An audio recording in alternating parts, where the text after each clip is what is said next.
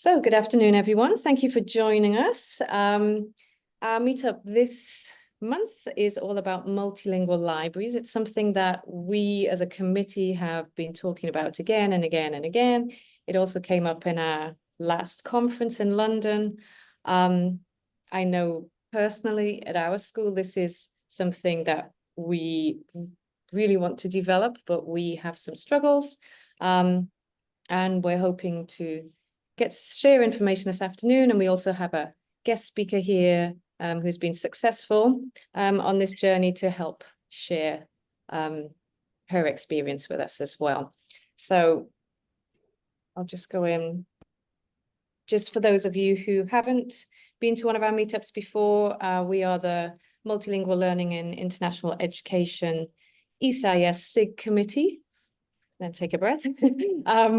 There are 6 of us. Obviously, as you know, everyone's busy, everyone's doing different things. So I'm here today. My name's Alison Morel. I'm an ELL teacher and home language coordinator at Luanda International School in Angola. Mohammed gave his excuse. He can't make it today. He has a school performance, I think, that he's involved in. So he's not able to make it, but Mariana is here. Mariana, do you want to introduce everybody. Yes, I was looking for the mic. My name is Mariana Curti. I'm the World Language Coordinator at the Cow School in Saudi Arabia. Happy to be here. Deb? Hi, Deb? I'm Deb. I'm Deborah Perrin. I work at the British School in the Netherlands, and I'm the ELA coordinator lead for the 3 to 18 campus at Leidse, because we're a multi-campus school. Great. We also have Patience on our committee who's in Berlin. She's going to join us later because she's currently involved in a meeting at school that she wasn't able to get out of. And we have Matt, who is based in Atlanta in the US. And Matt does the late shift, which is actually not late for him. So we do another session at 9 o'clock that people in North America and actually some night owls in Europe join that one as well. So he does the late shift for us. Over to you, Deb. So we thought we would set the context a little bit. So this image is just to remind us that books can be mirrors to ourselves. They can be windows to other worlds and to other cultures, and they can also be sliding glass doors.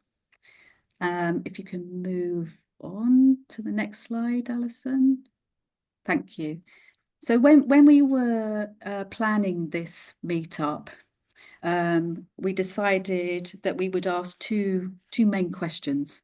And because we all know that language and identity are connected, so I think nobody in this meetup is likely to disagree with that, we thought we would pose the 2 questions that you can see on the screen. So how can we in our schools develop multilingual collections? How do we create those welcoming environments that honour the diversity within our schools? And how do you make your library an inclusive hub where all students feel they belong?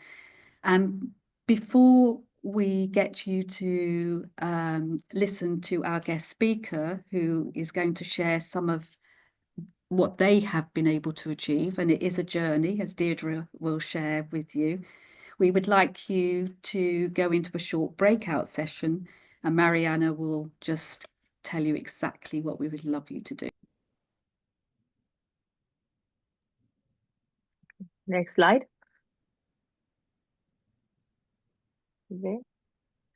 Yes, so the focus questions for the first breakout is: in what ways does your school library represent your current population in language and culture?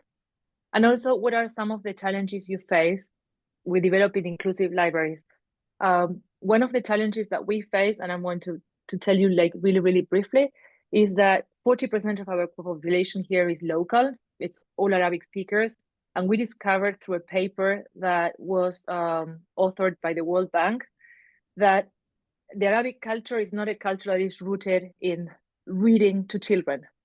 The books are written in a form of Arabic that is not the Arabic that people use in daily life. So it's very hard for parents to be able to read that to their children. So we discovered super early that we have to train parents in the importance of reading, and also how they can translate that language that appear in books into oral reading and oral language to share with their kids, and to share that culture and that passion for reading to transfer into the workings of what an international school values too. So it was so hard, and it's still being so hard for us to find titles that really motivate children to want to read because of this glossy nature of the language. Okay, so we're going to invite you to the breakout rooms right now. We are going to have 3 to 4 minutes to discuss these 2 questions, and Joe is going to give you the questions in the breakout room. So don't worry, they are long, but you will have them there. Thank you. If anyone has any issues getting into a breakout room, just let me know.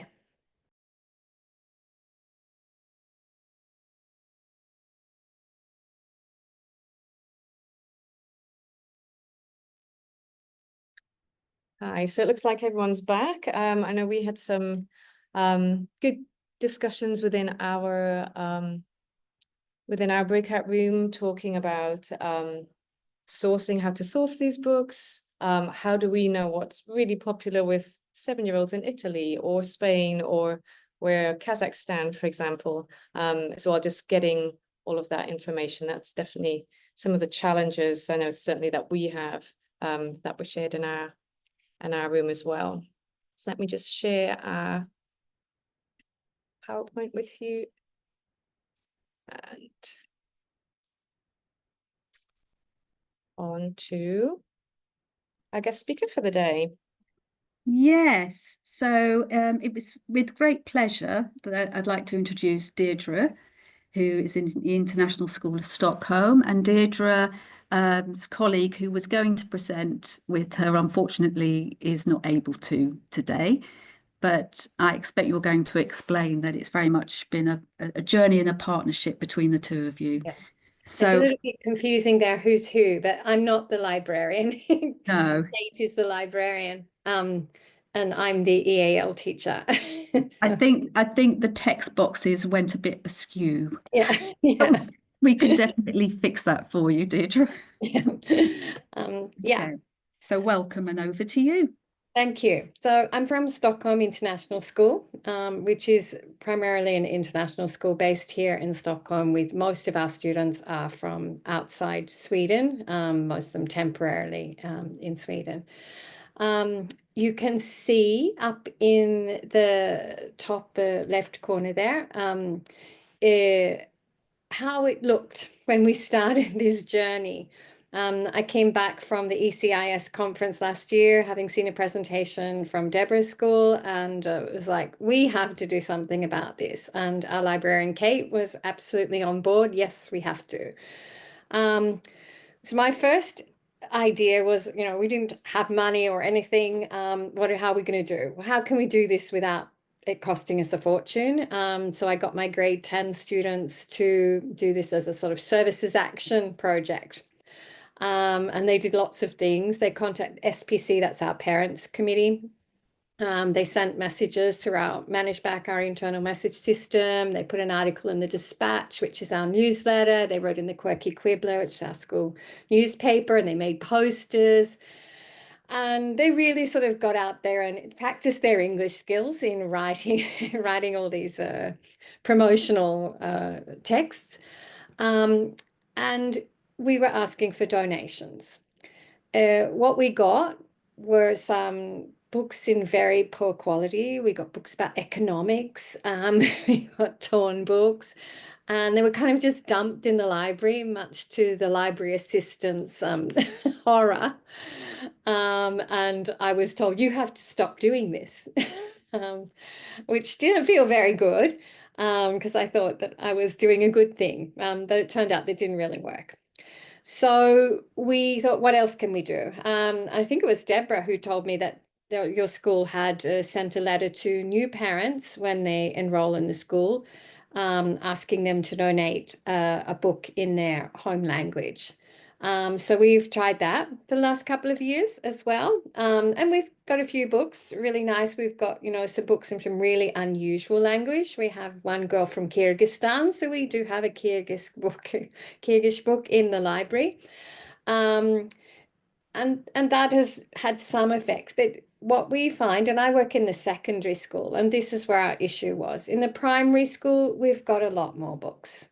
It seems that when people move, they're quite happy to donate their picture books that they don't think their children are going to read anymore. Maybe we also buy a lot more books when children are in primary school.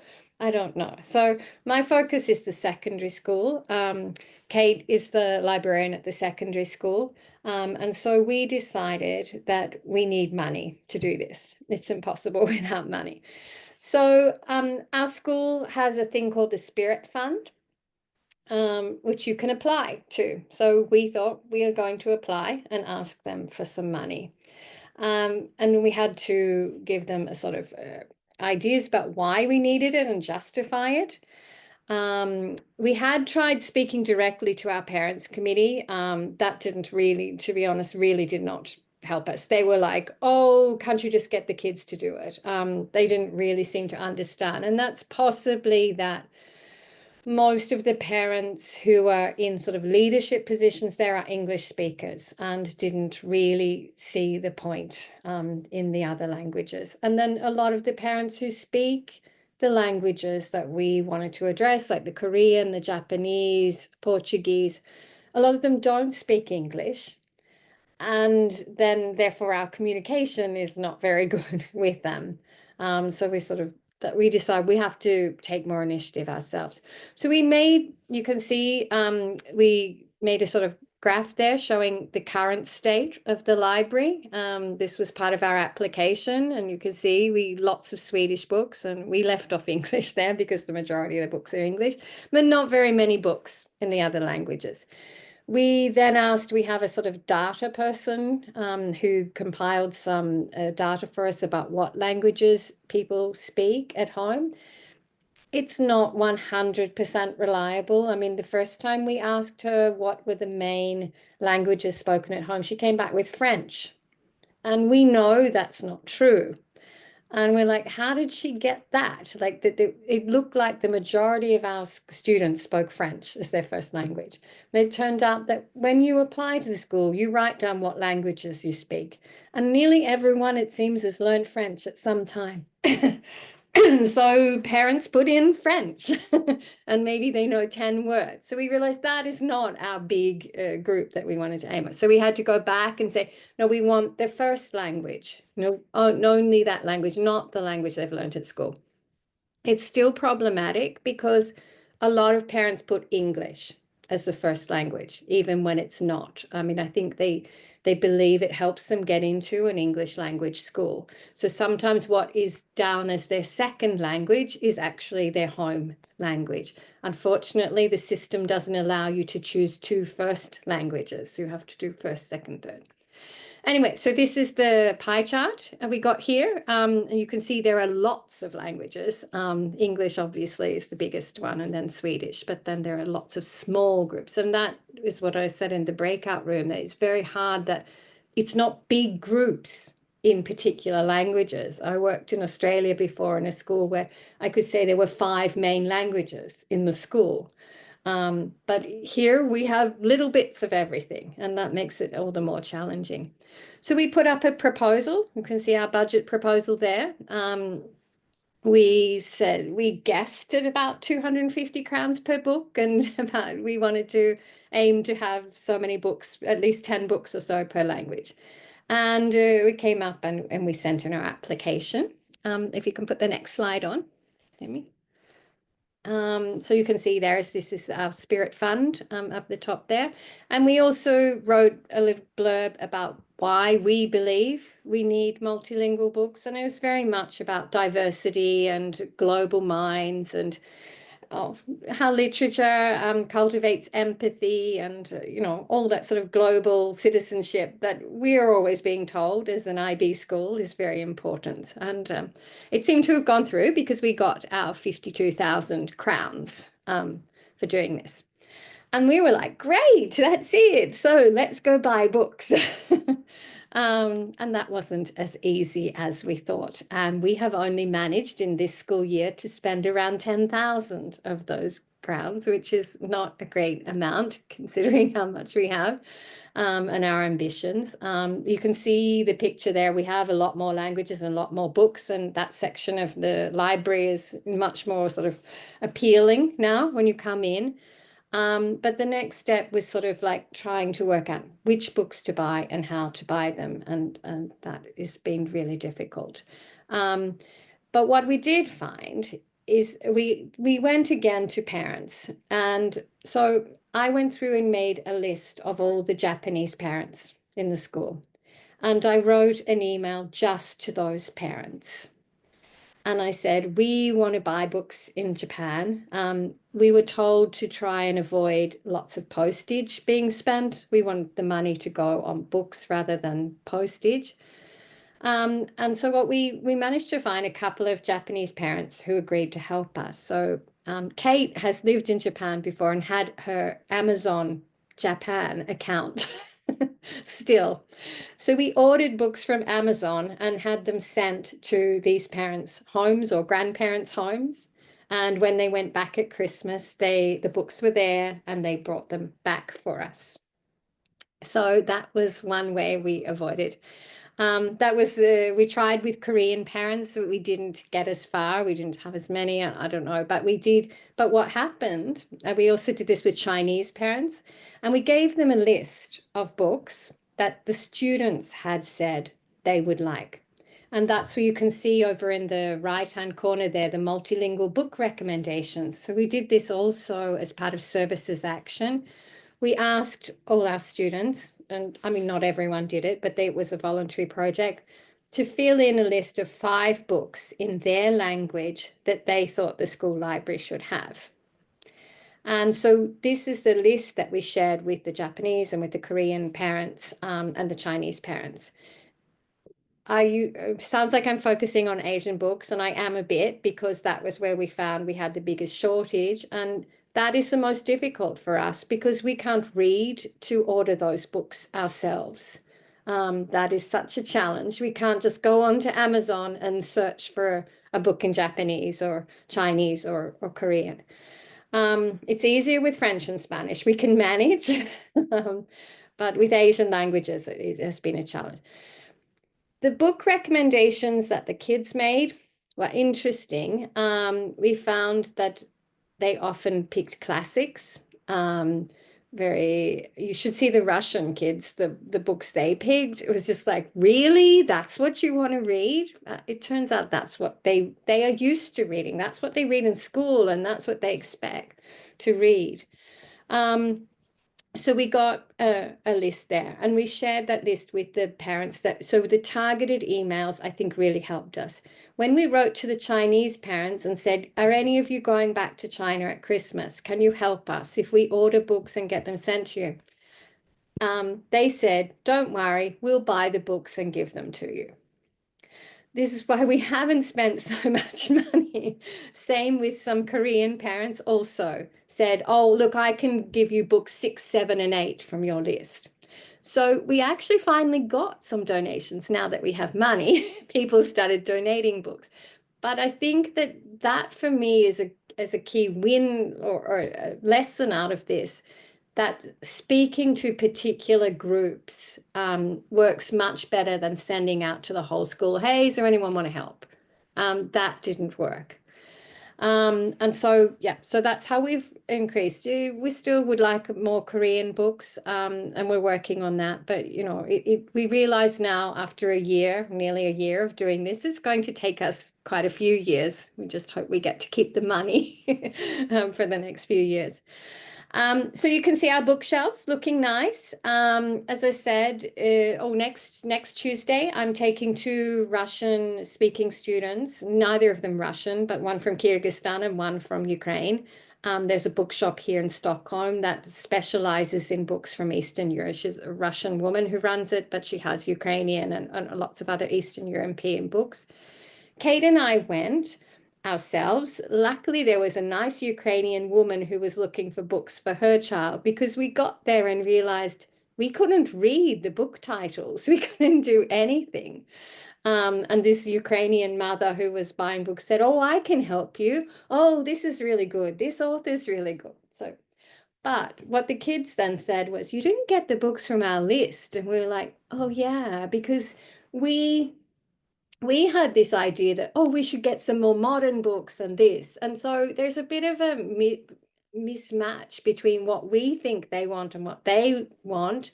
And we're trying to get around this. Like, yeah, maybe they do really want all these classic books and things like that. And of course, some of them were in books in translation, some Norwegian author that was very popular, but it's still a challenge. And so I'm taking 2 students with me to the bookshop next Tuesday to help me select some more books there.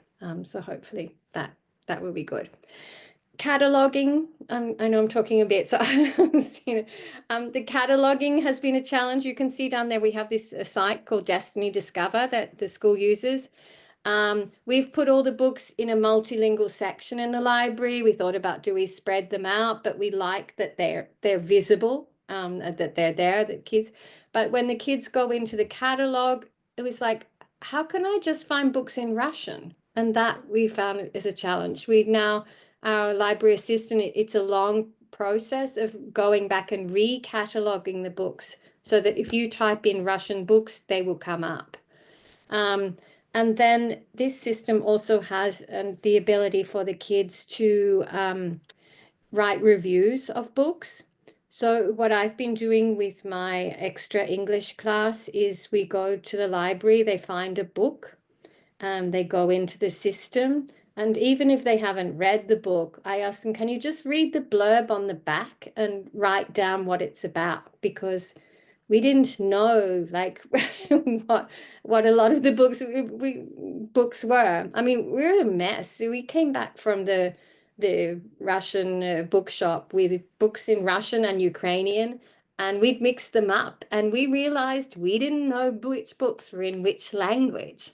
So we made lots of mistakes along the way, and we've got a long way to go. And that, like, knowing what the books are about, yeah, that's a challenge. A Portuguese speaking teacher had given me a list, and I ordered some books last week with what I thought were the titles she gave me. And then I said, oh, look, I've ordered these on Amazon. And she went, oh, but that's a different author. It's the same title by a different author. And I hadn't noticed. And we realized the book probably wasn't appropriate. Luckily, I could still cancel it. But like things like that, it's not easy. It's a real challenge. And yeah, we're just starting. I would say we're very, very much beginners in this process, but we're learning as we go along, and we really believe it's important. And you know, but it changes and I think the other challenge is like keeping up with that. Maybe this year we don't have so many Korean students, and next year we might have dozens, and that, you know. So yeah, so that's about it. That is fantastic, Deirdre. I think you've given everybody so much information, and sharing your successes as well as your challenges and the things that went wrong is exactly what I like to hear when I'm listening to another colleague in a different school. So, but what we would love to do now is open up the floor to people to just ask you any questions that they would like to ask right straight away. So I hope you're okay with that, just for a couple of minutes. And I think in the chat link, we were going to ask if any of you listening have got some brilliant websites where people can go and look for resources or buy books. Please just drop them into the chat. And then what our aim is to do is we will lift those, and then we can publish them on the LinkedIn ECIS MLIE site, and hopefully the Facebook page as well. So if there's anybody who would love to ask Deirdre a question, or even just make a comment about how well they've done, please raise your hand. Sorry, I don't know how to raise my hand because I usually don't use it. Just go ahead, Jenny. I usually use a Google Meet. It sounds great, what you've done. I just wondered whether you looked at all at, and I'm not sure what the best way, which way is better, or whether you thought about this, but about books in both, like in dual language, you know, like say in English and in Russian, whatever. Or we don't have many of those here. They used to at my where I worked in Asia, we had quite a lot of good bigger collection there, but here we really don't, and I'm not sure. I'd just be interested on people's thoughts on that and what you think the priority is really. And because we're bilingual, it would be, I guess we'd be looking at, I don't know, to me it overcomplicates things, but maybe I'm from a library background, not a multilingual, like I'm not from a language multilingual background, so I'd be interested to know from someone maybe who is more from a multilingual kind of training background about whether it is better to get the dual language or better to get in just the language, you know, one language. I mean, we do have some dual language, though not many. We didn't focus on that for the beginning because, I mean, well, I don't really know why, but I did like happen to be on a local book site and just say, oh, look, there's a Chinese English, but it was, I think it was The Three Body Problem, which is a really popular book in both English and Chinese. So I just said, oh, I buy it. I mean, we're a bit random about how we do this. So I just like, yeah, I'll buy that one. It wasn't expensive either, because I mean, that's what we're finding sometimes, like buying books through sites here that they can be incredibly expensive, like 400 crowns for a book, which for us, it felt a little bit too much. So yeah. But yeah, I mean, I think bilingual books are great. But yeah, we should, that's something I would definitely think about for the future. Good suggestion. Yeah. Can I jump in? Because I don't know how to put my hand up either. My Zoom screen has changed. But Deirdre, that's an amazing story. And I worked in a school. It was a new school, a startup, and it was a primary school. And I've shared this before on this group. We started a birthday club. So parents on the child's birthday, the kids designed a book plate, and then the kids would donate a book in their, one of their favorite books. Normally a new book, but maybe a used book, to the school library. And but I do think that the ECIS, I see the comment here, the ECIS Librarians Committee should really be partnering with you on this, because it's so important and it's so good. And I do think, the hidden benefit, that you haven't mentioned, is that the more you engage the parents in this, the more they see how you value this. And even just having visibility of your international books in the library collection, they may not understand those book titles, but they see that they're not in English, or that they can see that it's kind of spotlit, within the library. And it just sends this message home about how important reading is, because I think parents can be a huge asset in this if they get it. It sounds like they began to. And dividing them into language groups is very good, because they'll compete with each other to get, the best books from their language. So well done. And I think you should write this up for, some publication, because it's something I'm working on my doctorate now. And this is one of my questions, is about the library, what happens with home language in the library. So well done. Thank you. Yeah, I mean, I think I don't think the language groups know that the other parents are doing it. I mean, we perhaps haven't been really good about doing. We have put plates inside when books have been donated. We have put the children's name inside the book, so that at least there's some acknowledgement of that. But yeah, I mean, I think that we perhaps need to talk to our parents committee, because like sending emails and stuff, they're just like, yeah, you could do this. We actually started a parents book subcommittee within the Parents Association. So it was an ongoing thing, and it does take a while, but they do start to, see what's happening. And, maybe some of the Koreans might stump up again when they see some of the others that are sort of building up the collection. But it's also important, I think, we found the parents useful in terms of what was the topic. Was it a good book to be recommending or not? Because you do have to kind of, as librarians always know, you have to clear out the collection or update it from time to time. But I think for children's classics or kids that they want to read, they don't have to be what's hot on the bookshelves this month in their home country. Just the fact that they have access to a book in their language is important. Yeah, I agree.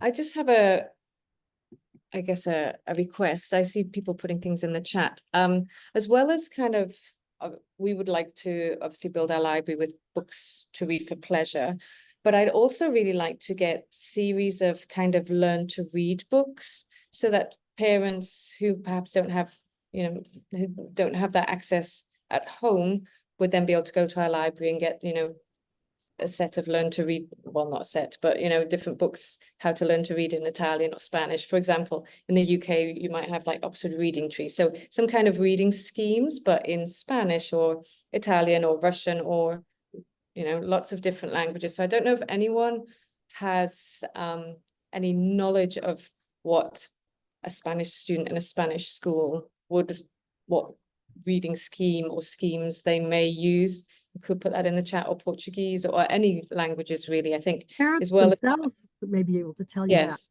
The parents Yeah. themselves, if you probe with them a bit further. Mhm. But the other thing I was going to mention that we found useful actually was making some of the embassies aware of what we were doing, because we found some contributions coming in from embassies that way. So, and that's why I say publicize this. So in your local, in the Stockholm expatriate magazines or whatever they have for internationals, do a little article so people begin to see what you're doing, and you never know where any support might come. I think that's a really good point, Mary, because I think in our school we've been really good at working in partnership with the parents, and that's developing and it's ongoing. But one of the things I don't think we do is reach out to the embassies and the wider communities. So I've just made a note of that. Deirdre, thank you very much for that. We are going to try and fit in a breakout too, because it may also help us all with more information and ideas for our own school libraries. So, I think, Mariana, were you going to? Go ahead. Well, I mean, it's Yeah. the same. Okay. All right, let's get ready for breakout 2, everybody. Yeah. So these are the 2 questions that we are going to discuss now. Joe will share the questions, so don't worry. But it's about how to develop multilingual collections and create welcoming environments that honor diverse language backgrounds. And what's one action that you will do, or what is it that we will bring back to our schools to do this year or next year? Okay, let's see.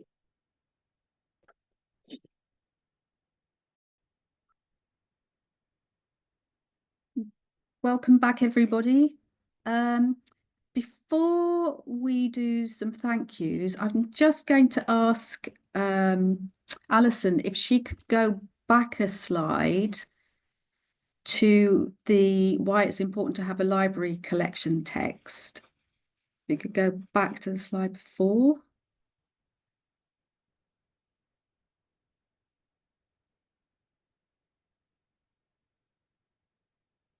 That one. Oh, not so much that one. That's fine, but the next one with that one. That's great. So I think what we've been hearing today is captured by, this is one of my colleagues, and I did share this back in London, and I just thought it would be useful if everybody just has 2 minutes to read it through before we finalise the meetup.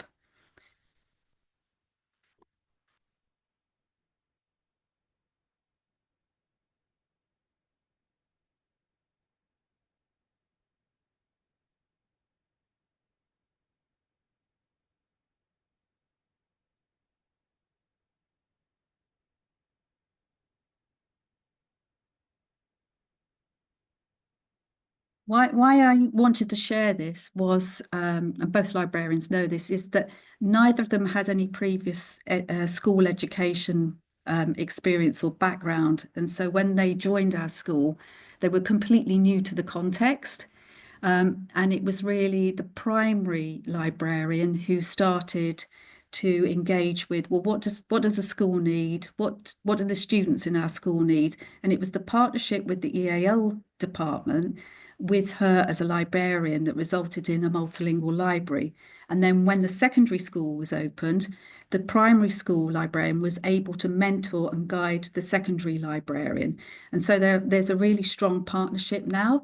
And I felt that this was written purely by her, had nothing to do with me. And I felt like that really captures the journey of the librarian and where they've got to in their understanding about who they're serving and the community that they serve. So I thought it was a nice way to share that, and it also picks up on everything that Deirdre you've been saying and other people in the breakout rooms. So now we can move on to you, Alison.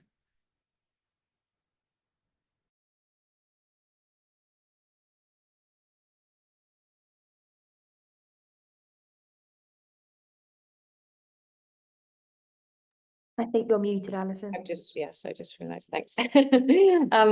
Thanks, Deirdre, for sharing your journey with us. It's been nice also to listen to other people in the breakout rooms. We have put a few contacts here. We've got Kate from Stockholm, who wasn't able to make it today. We've got Deirdre. And then No, Kate is the librarian, not me. Okay. Yeah. And then we have some contacts there from your school. Deb, Julie and Una. Yes, they're both librarians and they're more than happy to be in touch with others. And they are in The Hague in the Netherlands area, but they're very happy if people want to contact them. Yeah. And then Patience, we've got Teresa from your school. And she's at this meeting. Oh, great. Perfect. Been hearing and getting great ideas. Very willing to work with others with her good Great. ideas. Thank you very much. Sorry, Alison, just a quick one from me. So it's Jo here from ECIS. We were due to have a libraries conference in person actually this coming weekend, but we've actually had to change it to a virtual conference. We'll be having a virtual conference in January, and I'm hoping to have hopefully maybe some multilingual aspects of that as well. So please keep an eye on the ECIS website, and hopefully we'll be able to dive into this topic a little bit in a bit more detail. That'd be wonderful. Thanks, Jo. And then we also put Rebecca's contacts there. So Rebecca is the ECIS Library SIG chair. So her contact is there as well. If anyone wants to reach out to her, again, she may also have some information. I guess, Jo, she'll be helping organize the event in January, yes? Yes, correct. Yeah. Okay. Great. We've also got Claire, so Claire Brumpton's on the call as well, from ISL, who's on the library SIG, so we'll also be involved. Okay, super. Thank you. And then, team, am I okay to move on to our next one? Yep. So the very last meetup for this academic year, our June meetup, is on the 5th of June, so just a few weeks away. And we're looking at advancing oracy in multilingual environments. So we'd love to have you come along to share your ideas, to share your opinions, to share your expertise and wisdom. Yeah, and just have a chat about everything to do with oracy within our multilingual environments that we are in every day with our students. So if there are any more comments or questions, please, the floor's open. Yeah, we have 9 minutes if people want to